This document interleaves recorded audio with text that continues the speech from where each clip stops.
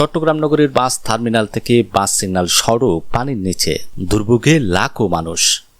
টানা কয়েকদিনের ভারী বর্ষণে চট্টগ্রাম নগরীর বিভিন্ন এলাকায় ভয়াবহ জলাবদ্ধতার সৃষ্টি হয়েছে।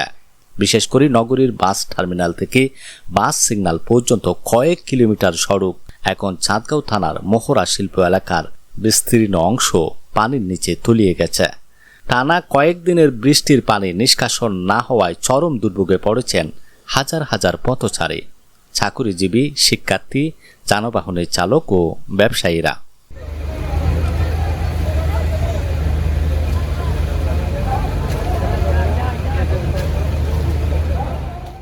স্থানীয়দের অভিযোগ, জলাবদ্ধতার কারণে শিল্প এলাকার অধিকাংশ সড়কে যান চলাচল ব্যাহত হচ্ছে।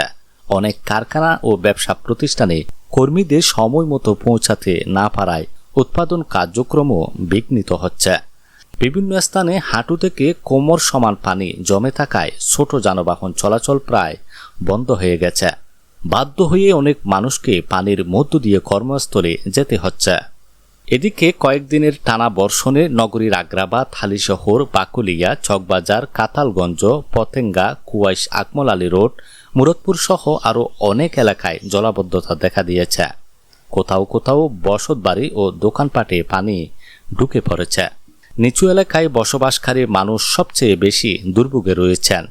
অতি ভারী বর্ষণ ও জোয়ারের প্রভাবে নগরীর বিভিন্ন এলাকায় জলাবদ্ধতা দীর্ঘস্থায়ী হয়েছে এবং অনেক সড়কে যানজট সৃষ্টি হয়েছে। আবহাওয়া অধিদপ্তরের তথ্য অনুযায়ী চট্টগ্রামে গত কয়েকদিনে অতি ভারী বৃষ্টিপাত রেকর্ড হয়েছে। আবহাওয়াবিদরা আরও কয়েকদিন ভারী থেকে অতি ভারী বৃষ্টির সম্ভাবনার কথাও জানিয়েছেন। ফলে নতুন করে আরও নিচু এলাকা প্লাবিত হওয়ার আশঙ্কা রয়েছে।